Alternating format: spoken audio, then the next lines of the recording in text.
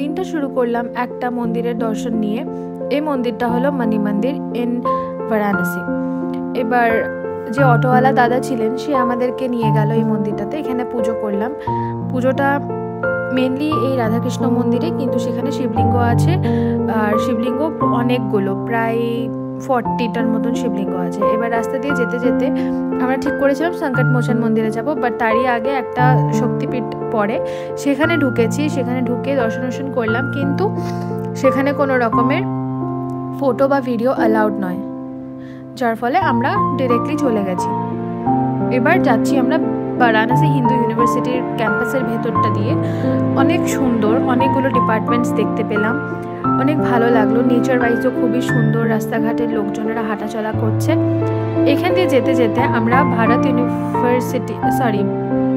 বেনারস হিন্দু ইউনিভার্সিটির যে টেম্পলটা সেখানে গেলাম। এখানে অনেকগুলো ভিডিও তুললাম, আমাদের 4 জনের ফটো নিলাম।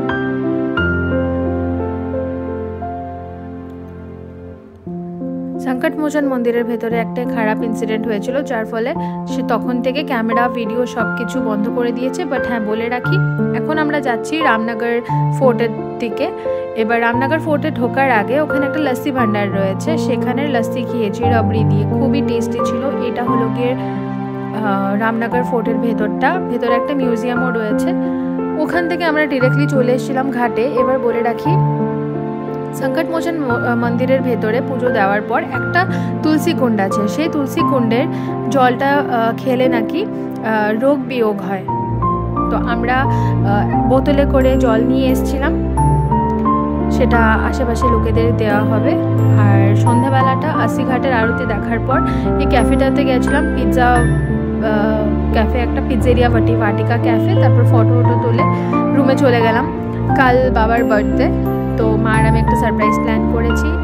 তো যেতে যেতে আবার একটা দেখতে পেলাম, প্রাচীন জগন্নাথ মন্দির আছে রাস্তার আমাদের হোটেলের কাছেই। সেখানে ঢুকে একটু ঠাকুরকে প্রণাম করে হোটেলে চলে গেলাম। রাত্রেবেলা ডিনারে খেয়েছিলাম চম্পারন মাটন, খুবই টেস্টি ছিল। আপনারা উত্তরপ্রদেশ বা বিহারে গেলে চম্পারন মাটনটা প্লিজ ডেফিনেটলি ট্রাই করবেন। See you in the next blog.